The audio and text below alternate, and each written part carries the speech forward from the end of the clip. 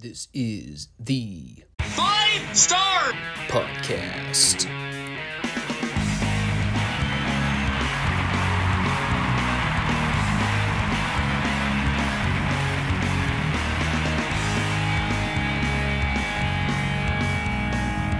Let me talk to you.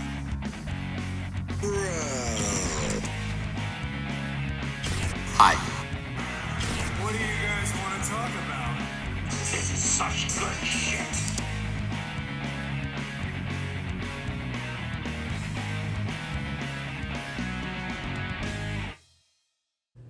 Thanks, guys. Back to you. Maybe a day or two early by the time you hear this show, but it couldn't have worked out any better. Going to work Wednesday, beat off around the store for 2 hours waiting for God to work his magic. And he came through. The power went off, never came back on. So we all went home. And, well, since I was already ahead of schedule with all the wrestling, I figured now's as good a time as any to sit down and start recording.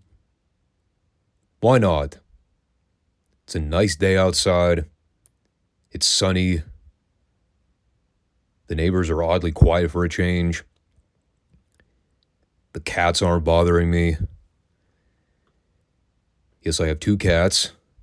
You can all admonish me in the comments section.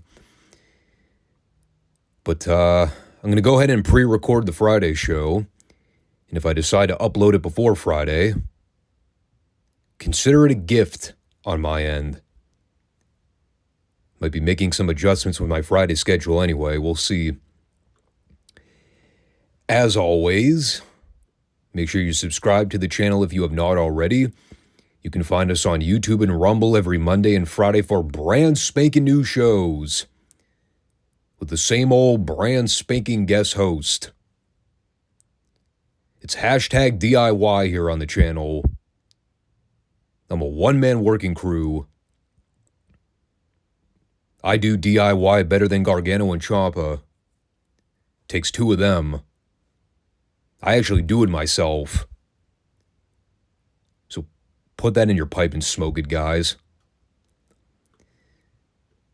All right, enough playing around. Let's get into some of this Crockett show from Saturday. So as you all know, we've been doing these TBS studio reviews for the last 3 years. We all sort of know the format when it comes to the Saturday syndicated shows. Usually there's a cold open in the first 30 seconds to either tease you with footage for later on, or even sometimes they'll replay big angles from previous shows to kind of whet your appetite for story follow-up later. So this week, they decided to replay the interview with Tony Schiavone and Paul Bosch from Crockett's conference room. And had you watched that program, and you knew the context of the conversation, well, clearly you would have understood what these guys were talking about. Without having any knowledge about the fact that they were referring to Dusty's suspension, you'd have watched this whole thing and gone, what the fuck are these guys talking about? And rightfully so. This segment happened, 4 or 5 weeks back? I mean, it was like right after they showed the footage of Dusty accidentally knocking down Jim Crockett on TV when they held this meeting. So well over a month has gone by since that angle. And here, they just randomly decided to replay the conversation with Paul and Tony, where they never explained where this happened, who they were referring to, or why. All you hear is Paul going, I don't agree with the decision. I think it's unfortunate, but it was not my call. And I'm like, what decision? What are you guys talking about? Now, I'm being facetious. Again, I knew what they were talking about because I watch the show every week and, I recognized the video feed when I saw the office door behind them. But again, without context, you're sitting there the entire time watching this thinking, what the hell is going on right now? And as it turns out, we were not completely left in the dark here. We did get a bit of contextual follow-up after Tony mentions the Dusty suspension and the fact that the NWA board had held another meeting in Atlanta over the week. It is David Crockett that makes the announcement. The decision has been made. Dusty is no longer suspended because reasons.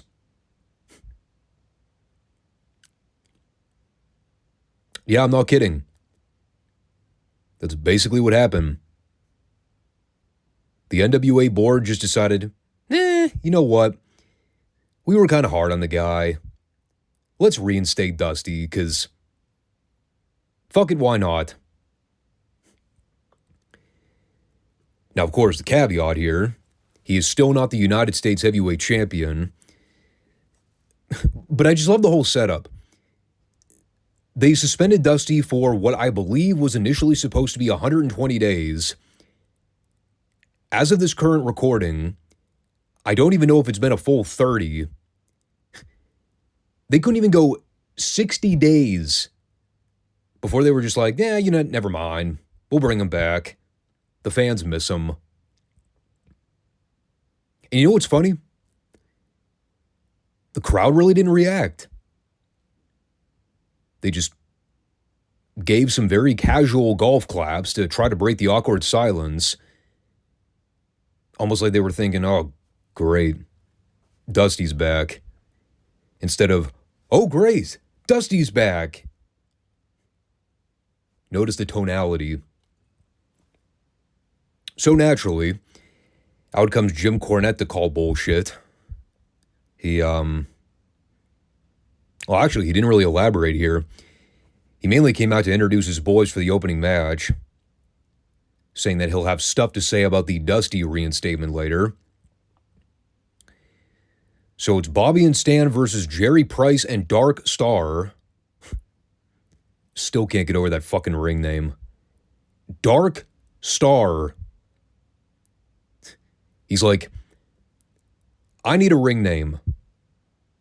Well, I'm black. I have a star printed on my ring trunks. Lord knows why. Apparently I have a superiority complex. I will now call myself Dark Star.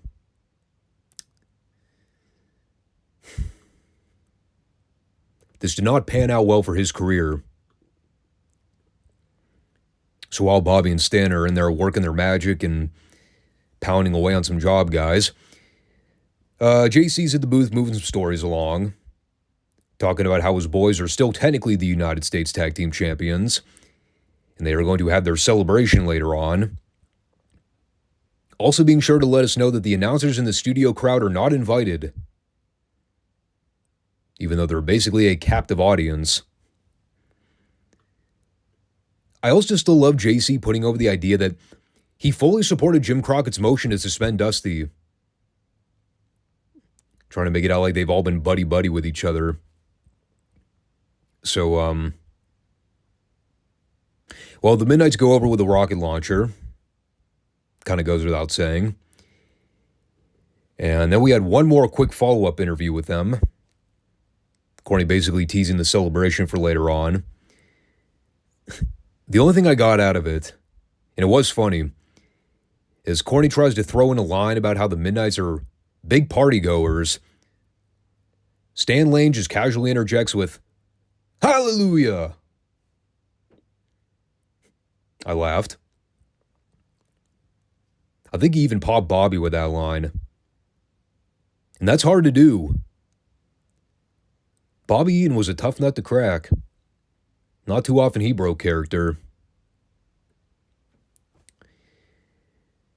So then we had Sting versus Bob Emery. Sting won in about 2 minutes with the Scorpion Deathlock. It was every Sting squash you've seen in the last 7 months. And then he proceeded to cut every Sting promo you've heard in the last 7 months. meaning that he talked in circles for about an hour and never really finished a thought. He said that he might crash the midnight celebration later, just for shits and giggles. Then he said that Barry Windham is a big partier, but that he might need to take a chill pill. Yes, he actually used the term chill pill here in 1988. And, I have no idea what he's talking about. He basically said, I have no reason to give Barry a second chance, but I'm going to anyway because I like the guy. Bad decision on Sting's part. Okay, real question here. Were Sting's promos really this bad when he first started? I mean, I get the guy was never the second coming of Roddy Piper on the microphone, but holy shit, dude. Some of these early studio promos from Sting in the 80s, whoosh, they're pretty rotten. So anyway, they did not prolong the Midnight Party celebration any longer. We could all call this in our sleep. Predictable like a moth to a flame, man. Every wrestling trope you've ever seen. If there's a cake involved, you know someone's face is getting thrown into it. So as they come back, the heels are out there yucking it up on camera. They've got all the party favors everywhere. JR's there doing some verbal back and forth with JC, which was highly more entertaining than it probably had any right to be. One of my favorite things in this whole segment, Corny's going off on his tangent. He's joking about the Kentucky Derby. He brought up the fact that he doesn't like his boys drinking alcoholic beverages, so he went ahead with the canned Coca-Cola, which was made better by Stan proceeding to take a gulp of said Coke while holding his nose. Something tells me he was not a proponent of the carbonated beverages. And then, midway through his rant, he starts legitimately coughing because he forgot to catch his breath. And as he goes, sorry, swallowed a bit of confetti there. Without missing a beat, JR offhandedly just goes, good. Again, I love the ad-libs on this fucking show, man. They're so great. So, well, if you saw the angle in Midsouth with the Fantastics, they pretty much replicated the exact same thing here in 88. They put a bit of a twist on it with the story. As the Midnights are amidst their celebration, David Crockett comes over and tells JC that, Jim Crockett has made a decision regarding the status of the U.S. heavyweight tag titles. The belts will remain with the Fantastics. And of course, while the heels are all bent out of shape over the call, they're distracted long enough for Bobby Fulton and Tommy Rogers to come up from behind, grab Cornette by the jacket, and then they drive his face into the cake. And again, if you saw the angle from Mid-South, it's the classic heel bump where Corny's overselling it, slipping on the ground. His arms are spread out like a snow angel. Meanwhile, Bobby and Stan do the comedy shtick where they slip on the floor as they try to chase off the baby faces. It was, it didn't register the same way it did here in the studio in front of 50 people like it did at the Irish McNeil Boys Club with that bigger audience. But again, it's a fitting payoff. The fat heel manager gets his comeuppance. But the feud also continues as the Midnights are now on a quest to get their rematch with the babyfaces and get their belts back. I think we remember the Mid-South angle more just because of the hot crowd and the way Corny had sold the bump for the first time. The Mid-South fans had never seen anything like that before, so it was a wild environment. I don't know. seeing it here at the studio several years afterwards, I mean, it was still fun. But because you had already seen pretty much the same angle done 4 years prior in front of a hotter, larger crowd, it just didn't come off the same way in execution.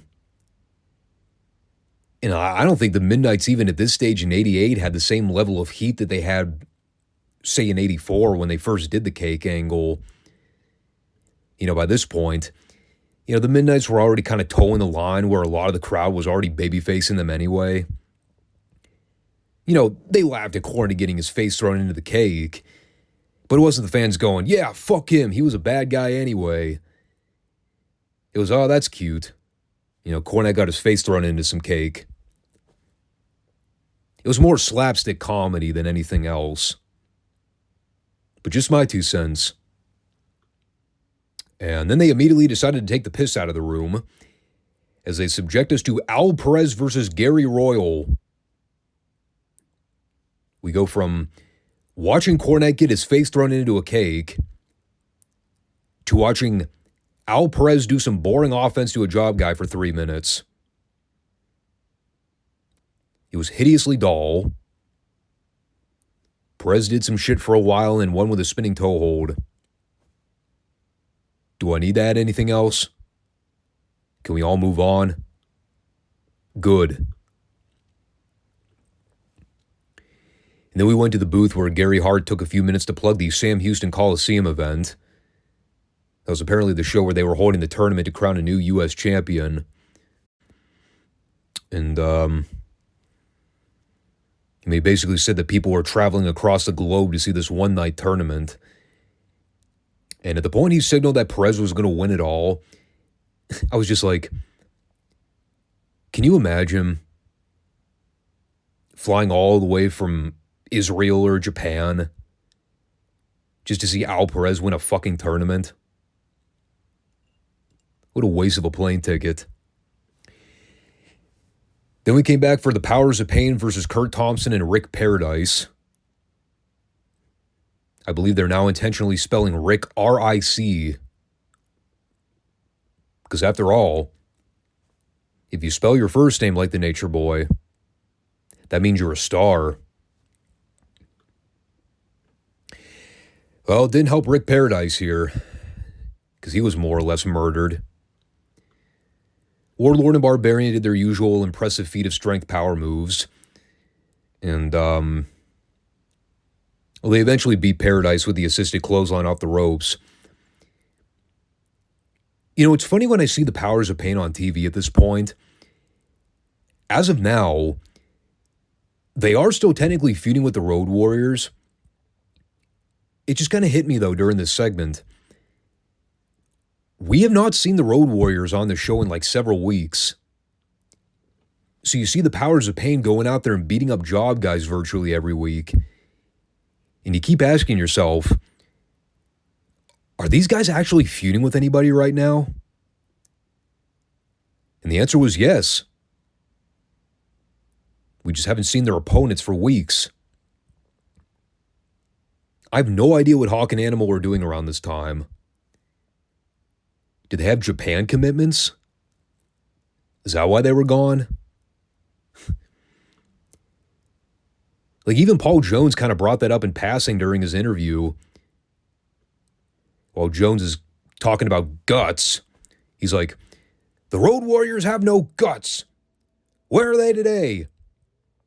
They don't even have the guts to show up on the same studio show as the Powers of Pain. Well, he's not wrong. I mean, there's been no explanation for the random disappearance of Hawk or Animal. They just haven't been on the show. By the way, that's pretty much all I got out of this promo. Ivan said some stuff. I wasn't really paying all that close attention. It was not anything demonstrably important.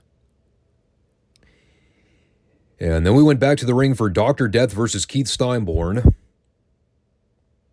Beyond their rapid-fire camera pans to all the kids watching here, most of whom had facial expressions that either read bored or lethargic. I was mainly fixated on how much Steve Williams struggled to power up his fat ass Keith Steinborn. Dr. Death was a strong motherfucker, let me tell you. When I say this man was holding on for dear life, trying to hoist up Keith Steinborn for some of these big moves, I'm not kidding. I thought he was about to lose him on an overhead suplex at one point. I mean, he barely got him up for the Oklahoma Stampede. Telling you, man, when you've got a guy like Steve Williams struggling to pick your fat ass up for a move, time to lay off the box of Twinkies and hit the fucking treadmill. Might be too late for Keith Steinborn. Shirley gassed him out good enough for his promo afterwards. Well, to be honest, it's Dr. Death. You're going to have to cherry pick the key points where you can find them. First, he mentioned something about getting up in the morning to fetch the mail, digging for that special envelope, if you know what I mean.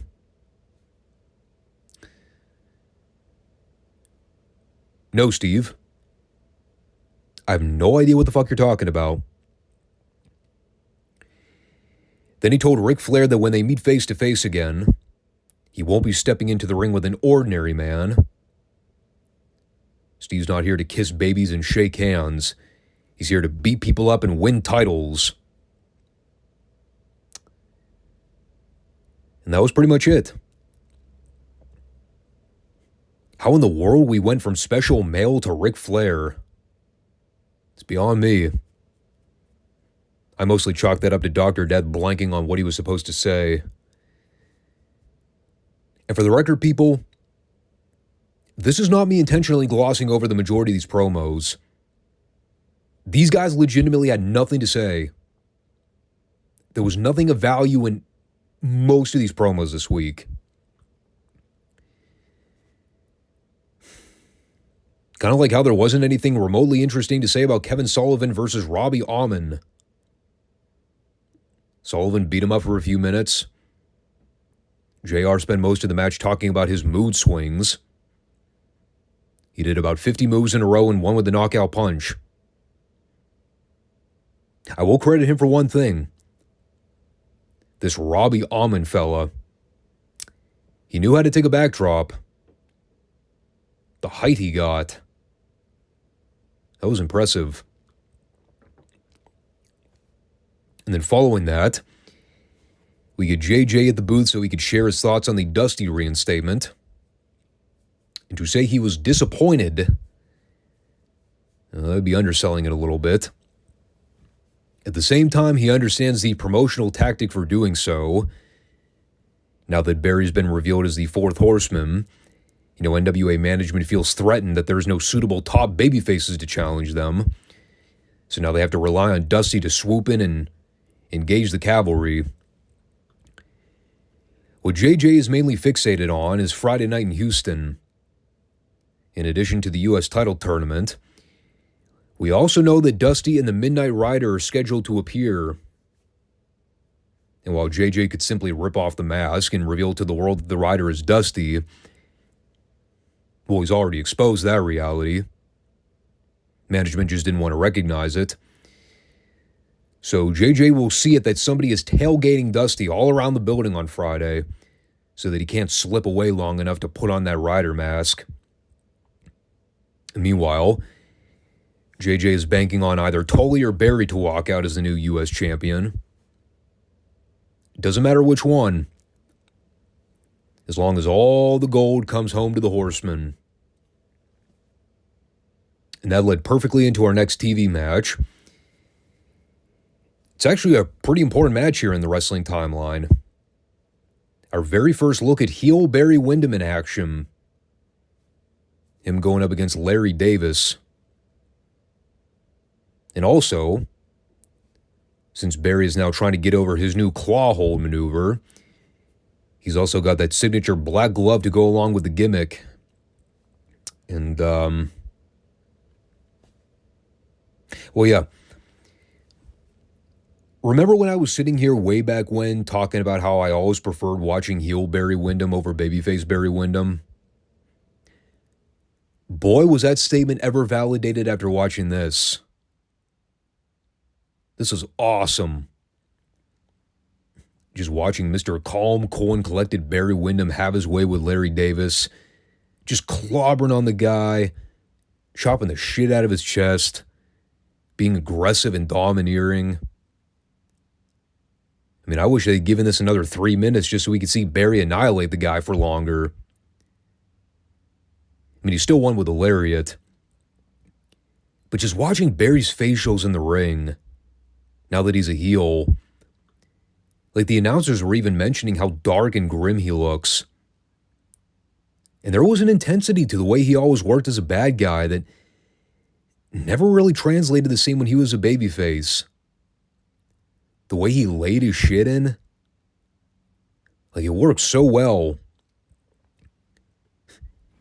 And then after he wins with a pompous pin cover, he goes and puts Davis in the claw hold anyway to leave him for dead. JJ standing there applauding him. And then he went over to the booth and cut a fiery heat promo for the people, saying he doesn't owe anybody an explanation for why he did what he did. Says that for the past 2 years, he's been the workhorse of this sport, bailing out all the top babyfaces. No one ever came to his aid. Nobody ever lifted a finger to help Barry when it counted. He was always out for himself. But now that he's aligned with the elite group in the sport, on top of the money, the cars, the girls, and the lifestyle, JJ's also promised him championship gold. And when Barry becomes the U.S. champion, he's going to wear it proudly. He's out for himself, and he'll continue to do so for as long as he pleases. Telling you, man, it was good shit. He was much better suited as a heel. And some guys are just kind of wired that way, You try them on both sides of the fence. Some fall more naturally one way. Personally, I always thought Barry worked better as a heel. He did some good stuff as a babyface throughout '87. The matches with the Midnights, him and Ronnie Garvin as a tag team, the feud and the series of matches with Ric Flair for the world title, the stuff with Tully and Arn later on. But man, the more we see of Barry as a heel on TV going forward, I think it's going to blow all that previous stuff out of the water. Guaranteed. So then we come back for the Fantastics versus Joe Strickland and Tony Bowen. Can't remember which one it was. The fat, pasty, white job guy here with the porn stash. Watching him try to outpace Bobby Fulton and Tommy Rogers in this match. Comedy gold. The visual of him working with Rogers looked like a before and after for Weight Watchers. Complete opposite body types. Anyway, there wasn't a whole lot to it. Fantastics won with a rocket launcher in about 90 seconds. And that took us back to the interview station so Mr. Kevin Sullivan could talk to us about truth. The whole truth and nothing but the truth. Allegedly. Well, we mentioned a few things here. First off, he rationalized Barry's heel turn by insinuating that all the top babyfaces held him down. So he did what he thought was right. And then he started going into his shoot-style promo about Patty, saying that he knew her before Jimmy Garvin ever laid eyes on her. And, well, the big takeaway from this was him saying that he's constructing a devious plan to ensure that this issue gets settled one way or the other. And the entire time I hear him talking about this devious plan, the only thing running through my head is he's talking about the Doomsday Cage, isn't he? For those of you that have not seen it, be prepared. It makes a Russo gimmick look moderately tame by comparison. Oh, trust me, I'm not even kidding here. It was far worse than the Reverse Battle Royal. By leaps and bounds. Not even fucking close. I'm pretty sure that's what Kevin was talking about here. He's planted the seeds for his scheming mind game. And what a payoff it was. So runtime for the show was basically an hour this week. A little shorter than the usual 2-hour mark. So we had Ivan Koloff versus Dave Isley as the last match in the show. My notes simply read, Ivan wins with a sickle in the most forgettable squash of 1988. When I wake up next week, I'll never know this match happened. And then all the announcers took a minute to laugh about the Cornette angle again, joking that he's still picking pieces of cake out of his ears. And, I mean, in all fairness, we are still a ways out from the Bash Tour. The hype really isn't in full effect yet. It's kind of amazing how quickly they brushed the '88 Crockett Cup under the rug. I don't think Luger made a single appearance on this show. Yeah, looking back, double checking my notes here, there wasn't one thing mentioned about Luger on the entire show. And all we got from Sting was a quick squash and another stunningly bad promo.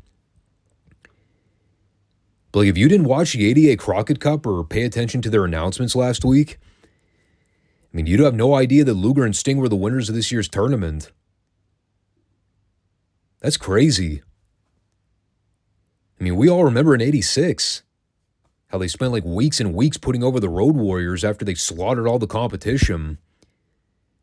Even '87, the Superpowers, Nikita and Dusty, I mean, they were all over the show working tag matches and mentioning the cup almost every week.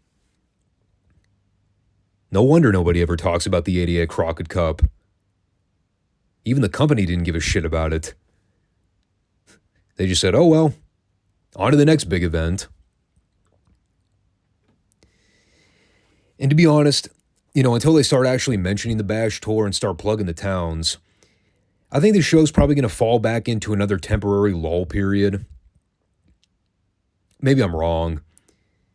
But it was another week where the star power was supremely lacking. No Flair.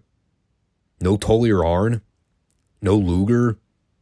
No Road Warriors. No Dusty. No Nikita. I mean, you really didn't have a whole lot to work with here. It was kind of like last week's show. You know, here we at least got the cake angle with Jim Cornette in the first 15 minutes. But after that point, you can pretty much turn the show off. Because it was completely unmemorable.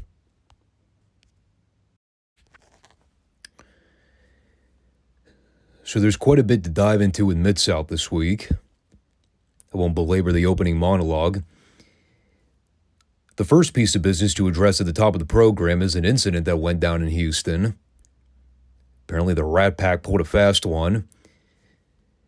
And of course now I'm referring to Ted DiBiase and Mr. Olympia as the central members of that group. There was a purportedly scheduled match between them, Chavo Guerrero, and Gran Marcus. And somehow the heels were able to finagle or manipulate a phone call to Paul Bosch, indicating that Gran Marcus would not make the event. So they basically left Chavo to twist in the wind by himself as he ended up facing Ted DiBiase without any backup. I guess all the other baby faces were on a coffee break or something. I don't know. But as it turns out, Gran Marcus was never scheduled for the event. He was never booked for the card. They had apparently paid off some guy with a fake Mexican accent to pass along the message. I guess the idea is that he was some kind of rat for one of the Mexican promotions that worked for the main promoters in the region. The point is, Chavo got severely hurt. And while they left that story on the table, they also revisited all the stuff from last week with Hacksaw Duggan and Skandar Akbar, including that classic angle where the Black Ninja got his foot caught in the ring ropes, preventing him from saving Akbar as he was getting beaten up by Duggan. I'm not going to go bullet point by bullet point through all this. I mean, you can watch last week's review if you want to hear the proper details. But that all set up the main story for this week. Grizzly Smith signed off on the special challenge laid out by the General at the end of the last program, saying that he's going to send the Black Ninja at Duggan to rid him from Midsouth once and for all. And like in the back of everybody's mind, you knew it was a setup. So right as Kendo Nagasaki gets in the ring, Duggan goes immediately after him. And as he's got Kendo backed in the corner, in comes DiBiase to slip on the loaded glove and go after Duggan. It was one of those awkward moments where Duggan accidentally jumped the gun when he looked over his shoulder at DiBiase. Like DiBiase was still trying to slip the glove on, but Duggan had already turned over and saw him. So he had to pretend like he didn't just see Ted standing 10 feet behind him loading up the gimmick. So he turns around and keeps beating up on Kendo for another 10 seconds and then turns around and goes, "Whoa, DiBiase!" Whoops. And really not much you can do about that with the editing process. Pretty simple little heat angle, though. It was mainly designed, I think, to get more babyface sympathy on Duggan than anything. Because if you think about it, I mean, they've only really acknowledged the face turn with him in the last couple weeks. So if anybody was still on the fence about him prior to all the stuff with Akbar, they at least solidified the good guy part of him here. And then from there, they showed some of the footage of Chavo Guerrero in New Orleans wrestling Bill Irwin. Again, still in the process of trying to obtain the footage of what happened to Chavo the other week. So they kind of use this to advance the story for next time. Keep them fresh in people's minds. It's always hard to review the Superdome footage, mainly because the arena is so freaking dark. And because it's all directed from one floor cam angle, you don't always catch the action in full. Sometimes the cameraman misses things, or they fight into corners of the ring and get lost in the lighting. It's hard to follow. Obviously, Chavo won. Again, just kind of whetting people's appetite for when we see the big angle next week. And that took us to another one of the big featured matches for this week's card. It is King Kong Bundy versus Mr. Wrestling 2. And as we heard from Bundy's pre-tape promo, his first real opportunity to get at some suitable competition in Mid-South. He's been barking up management's back about wanting real top-flight competition for weeks. And now they're finally giving it to him. I liked how he had to remind us here that he had a 26-inch neck. 26 inches. That's a big fucking neck. So this is awesome. It's like the perfect matchup between a fiery, pissed-off babyface and a monster heel who could barely be taken off his feet. Wrestling 2's on the attack right from the jump, firing up on Bundy and never giving an inch. You get those great moments during the comeback sequence where Bundy's staggering and trying to stay up, but 2 keeps coming at him with lefts and rights and kicks and chops. And he's eventually able to catch him with a knee lift, and that grounds Bundy. But as 2 goes for a second one, he catches Bundy in the corner, and he also inadvertently squashes Alfred Neely as a result. So with the ref down, we get Bundy missing a charge in the corner. And this is actually really clever with how they set this up. As Bundy accidentally posts himself, Mr. Olympia runs in to dropkick 2 with the loaded boot, but Bundy never sees it because he has his back turned in the corner. So he turns around and sees 2 sprawled out in dead man's position. He probably just figures, must have slipped on a banana peel or something. So he picks up 2, and he gives him the running front power slam for the pin. And the best part of it all, even when Alfred Neely's practically half dead, trying to recover from being squashed in the corner minutes ago, Bunny doesn't give a shit. He still makes him count the 5 anyway. That was great. Like, Neely's valiantly struggling to get in there and count the 3. And the Bunny's like, oh, thank God, I counted the fall. Bundy goes, no, fuck you, count the 5. And Neely's like, oh, God, yes, sir. Great segment. And then we came back for Ted DiBiase versus Tim Horner.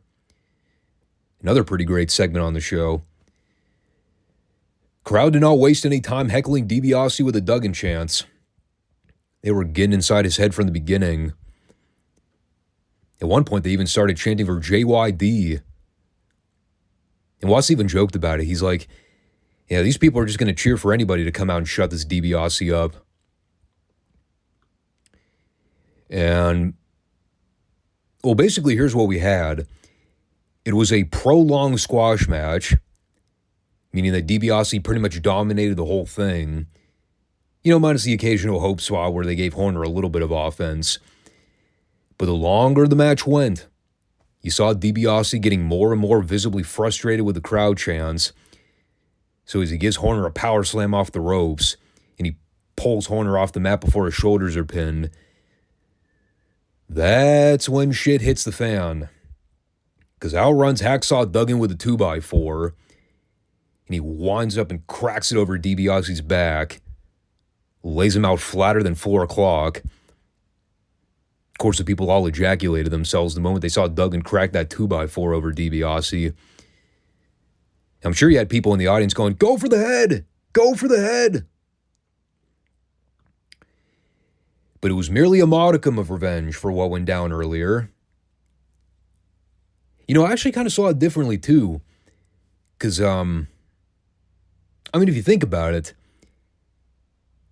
you know, if Duggan really wanted to get his revenge on DiBiase for what went down a couple segments prior, why wait? Just run out as soon as the bell rings and do the deed.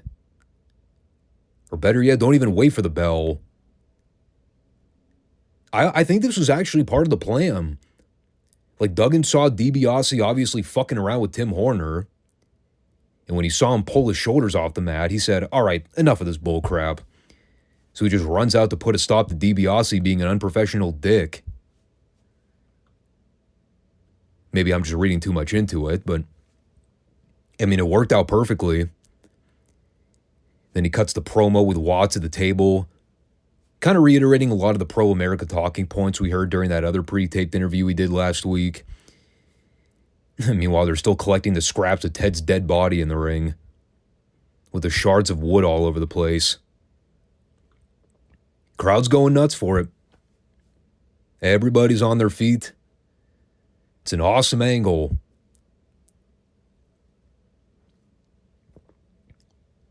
And then we had Ron Cheatham and Don Clark versus Hacksaw Butch Reed and Tiger Conway Jr.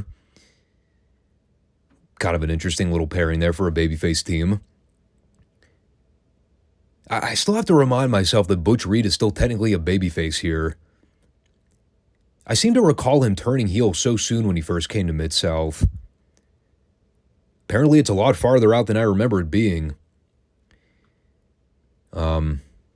You know, this is also the segment on the show where Bill Watts basically spent like 25% of it talking about the action. The other 75 was him babyfacing Hacksaw Duggan and talking about all the amazing things we've seen from him in the last several months. He did actually bring up some interesting points here, too. You know, even though he was still a heel when a lot of this was going down, talking about how badass it was when he accidentally posted himself during that match with Chavo Guerrero and started gushing blood. You know, came out a few minutes later and wrestled a match and still won. You know, of course, there was all the stuff with Tony Atlas. Even though Duggan got humiliated on more than one occasion in that feud, he still came back. Took the fight to him. You know, it's cool when you reflect back on those moments and you realize, yeah, he was still technically a bad guy during a lot of that. but they are badass qualities if you kind of think about it. I can surely get behind a guy that valiantly fights through pain, especially when he's bleeding like a stuffed pig. The never say die attitude. But as I noted, the match was mainly happening in the background while Watts was plugging other things. I did laugh at the sequence toward the end where Don Clark had to watch as Tiger Conway ran past him to hit the ropes, and he was barely able to turn around in time to get clotheslined. Then they tried a bunch of convoluted four-way spots, and oh God, the job guys were totally blown up. Like, they could barely do the bonk spot with the coinciding Irish whips. But Reed got the win on Cheatham. I think it was Cheatham. Maybe it was Clark. I don't know. I do notice a common thread between Midsouth and Crockett, though. Even though we're watching the Midsouth shows a few years prior, both territories still had a great reputation for bringing in the worst type of job guys imaginable. Laughably bad. Like, I took one look at Don Clark and said, yup, that guy would stand out perfectly on the studio shows. A fat, hairy, unkempt, pale guy with no athletic ability whatever. Perfectly made for Crockett TV. And from there, they kind of ran out the clock this week with a Ken Woodby-Tony Zane standby match. Didn't even really bother to write anything down about it. Other than Bill Watts and Boyd Pierce's comments about the way the Rat Pack is currently handling their business, going beyond the Chavo situation, Boyd really appreciated the fans getting at DiBiase earlier with the heckling chants. Like, he basically said, even though they got the most elite athletes in the sport, some of these top guys do not conduct business professionally, always having to rely on cheating to get the job done. So the more the fans show their wrath and admonish these bad guys, the more it'll get under their skin, hopefully causing them to flounder as a result.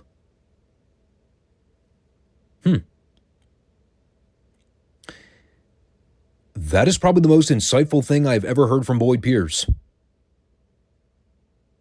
He should provide more input. He's really good at it. Oh yeah, and Tony Zane won. That's probably the biggest accomplishment of his entire career. We can now go on record by saying that Tony Zane won a match. Good on him. But there was a lot to like about this week's show. A lot of it mainly hovered around the Duggan DiBiase program. But they absolutely launched that feud into the next gear. I was a big fan of the Wrestling 2 Bundy match. I thought they moved that story direction along quite well. Again, not really much to say outside the Rat Pack Duggan stuff in terms of major story development. But they covered a lot of ground. These shows are usually only about 40 minutes in runtime. But man, they get so much done in these short windows. You wonder if only WWE could accomplish the same thing. Instead of 90 minutes of nothing, they ought to shoot for a solid 45 minutes of something.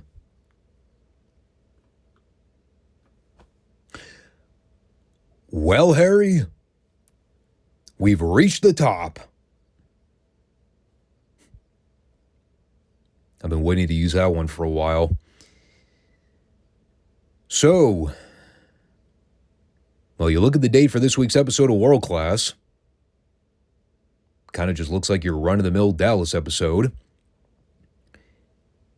But it was more than that. It was also the week they began to air some of the Texas Stadium footage. It was a shorter episode than normal, but they showed a couple of the bigger matches they advertised for the original card.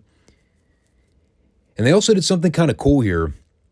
It's not too often you see wrestling companies take the time to actually acknowledge the syndicated managers. They actually gave the young lady a shout out here. I had no idea who she was, but it was nice of them. And they also had a nice little gift ceremony for Fritz's wife. All the boys came out and handed her a bouquet of flowers. Nothing flashy, but it's kind of a way for the promotion to send their thanks to the Dallas fans for all the support they've given the company, without making the whole thing a bend over and kiss ass publicity stunt. And again, it is the second David Memorial Tribute show. The attendance figure for this year was slightly down as compared to last year. And we've covered a lot of the build to the shows on the TV reviews. At least in my opinion, I don't think they did a great job building a lot of positive hype for the show. The card seemed really lackluster on paper. Things were kind of being thrown in last minute to try to round out an actual full card. They had to bring back the Freebirds for this one just to give it a little more star power behind the Von Erichs. And again, they didn't show the entire card this week. But as we'll see, as we talk about the featured bouts for this year's event, nothing ever really came close to matching that level of excitement from the Ric Flair-Kerry Von Erich title match from the previous year. And there were so many weird throw-in filler stipulations for this card. On the subject of Kerry, you look at the matches he was involved in this year. He was actually on both matches this week. He wrestled a prelim with the One-Man Gang. And for reasons that I cannot explain at all, it's a hair versus... I don't even know what you'd call it. Basically, if Gang wins, Fritz has to wrestle Gang in the ring for at least 5 minutes. And if Kerry wins, then Fritz gets to shave Gary Hart's head. Okay, first of all, what? When in the hell did that match get signed off on? Because I've been watching these TV shows. At no point has there ever been any story rationale for why the Von Erichs were attempting to shave Gary's head. Mark Lawrence was even like, we've been waiting for this match for months now. No, we have not, Mark. Because it's never been addressed on TV. And it's like... the finish is predictable as all get out. Nobody actually expected Fritz to wrestle the One-Man Gang. You get Fritz and Gary handcuffed to each other out at ringside. Talk about a hat-on-a-hat gimmick match. Visually, the whole thing is beautiful. You see that monster-packed crowd in the stadium. They blew a gasket for virtually everything the babyfaces did up and down the card. For a completely nothing happening match. The crowd environment added so much to it. That and having Fritz and Gary bickering with each other the whole time. You could actually hear them jaw-jacking at various points. And it was kind of funny. Like at certain moments, you can tell they're trying to stay in kayfabe. But like at other points too, you kind of hear them whispering to each other. Almost like they're kind of going over their game plan so they don't blow their spots. To be honest, Gary and Fritz were the stars of this whole segment. Remove them from the equation. The whole thing was basically Kerry and Gang putting each other in mad holds for about an hour. And then you get the end where Gary tries to trip up Kerry in the rope so Gang can get the pin. But Kerry actually kicks out at 2.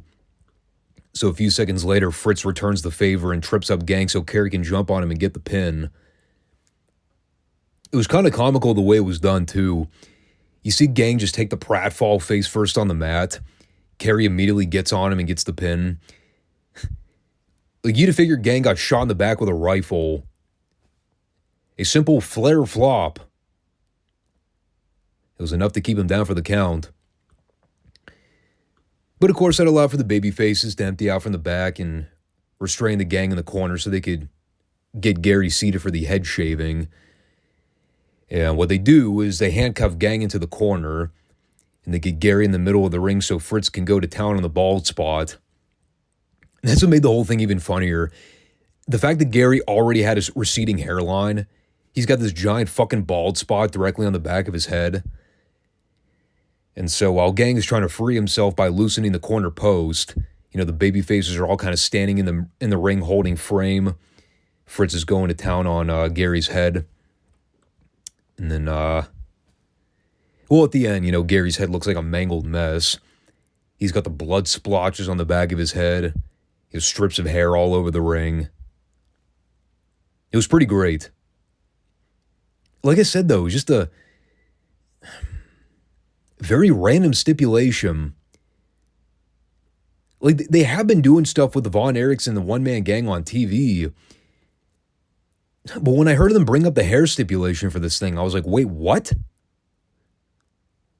Where did that come from? I mean, I guess you had to give the Texas fans that big oh shit moment. I mean, you knew everybody was going to pee themselves to see Gary Hart get his head shaved. Logic be damned. So it worked out great. And then they came back and showed the 12-man two-ring tag team gauntlet. It's another thing I didn't mention before.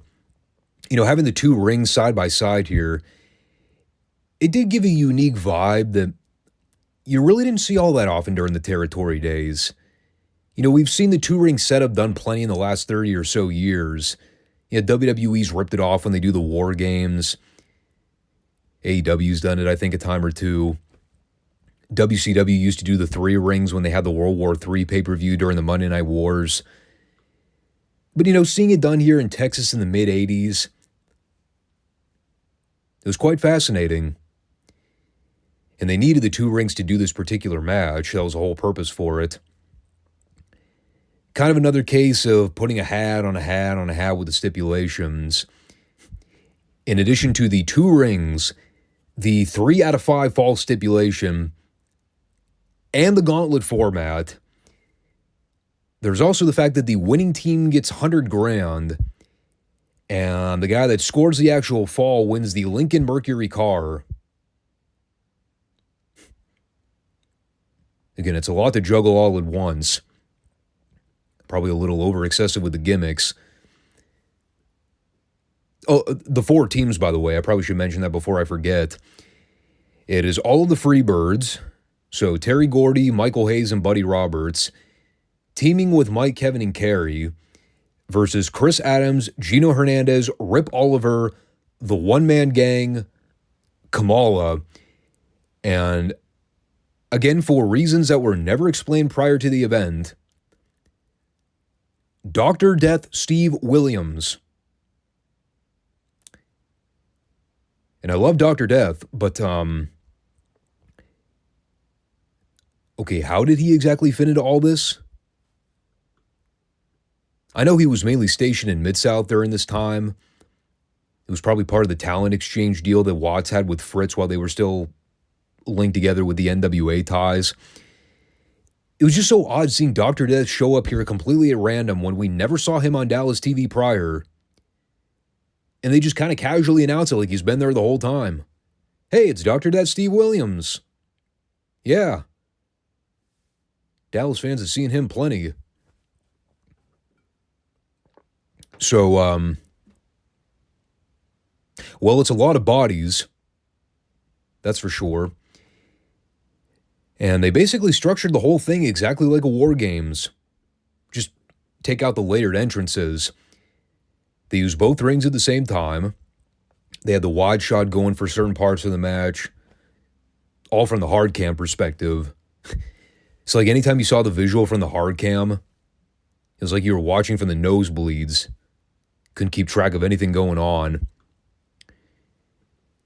And like I'm not going to sit here and break down move for move everything that happened in the match. Like I'd be here for the next 6 hours trying to recap everything. It was absolute bedlam.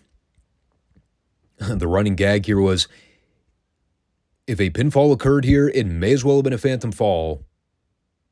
Because I'm pretty sure the cameras missed the bulk of them. The hysterical part here was David Manning getting all bent out of shape when people wouldn't obey his counts. Like, guys keep coming in illegally, and David Manning's admonishing them and telling them to get back on the apron. I'm like, look around you, Dave. Does it really matter?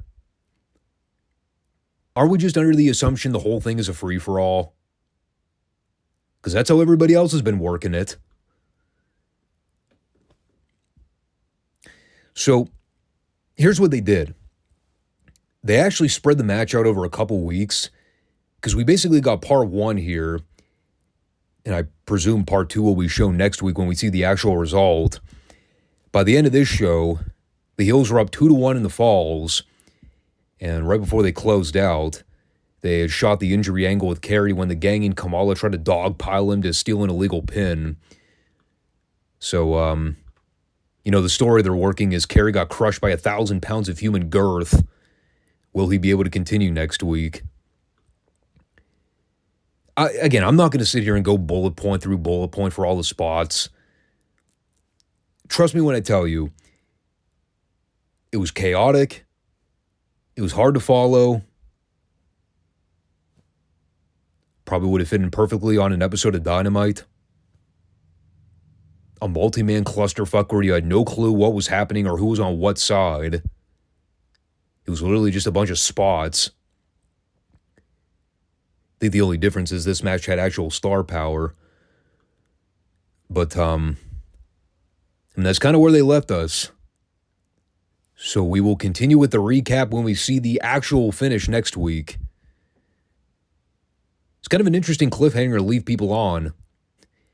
You get to part 1 of this match, but you must tune in next week to see the actual finish.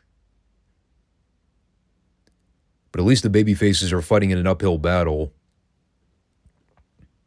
Again, only 2 matches aired this week. Funny enough, both of them involve Kerry and the one-man gang. I also need to point out the hilarity of Gary Hart showing up for this tag match. Complete bald head. No scraps of hair left over. He had been shaven clean. Amazing how that works. But we will reconvene with more of the show next week and see what other matches they decide to air. I have to assume they show the Kevin Flair title match. But they'll probably skip the prelims. That is sort of typical when they air these big shows on delay. It's more about the spectacle than anything. And even though attendance was down a bit from last year, that stadium audience, man, is truly something else. 21,000, I think, by today's standards, it probably doesn't seem that monumental just because WWE does those numbers on big shows on a consistent basis. But, it's nothing to scoff at. In 1985, especially with the shape this company was in, they still had passionate fans. They still had people willing to buy tickets to see these big monster events. Booking be damned. It was all about the star power. It's amazing. But I'll leave you with that as we round out this Friday edition of the podcast. Again, I'm going to have a little bit of time to sit down and edit this, so you might actually wind up seeing this before Friday. I could probably get this uploaded on Thursday night, to be honest. Just kind of work down the schedule. But, yeah. I always appreciate people coming back to check out the show every week. Make sure you subscribe, comment, all that good stuff. And again, reiterating one more time, you can find us on YouTube or Rumble, depending on which platform you prefer. And when we come back on Monday, we will have Retro NXT. And then we're going to have a couple different things with the Retro WWF stuff. I have blocked out to review the follow-up from Raw after the In Your House event. But I do want to sit down and kind of give that show a look over. I'll do a full card analysis. Like I said, I'd like to make it a consistent part of the weekly WWF Retro reviews. So when these In Your House events come up, I'd like to thoroughly talk about them. We'll see how long I decide to do that before the bug kind of wears off. But as of right now, do not expect a SmackDown report over the weekend because I'm probably not going to have enough time for that. But thanks everybody for tuning in, and I'll catch you all soon. Peace out.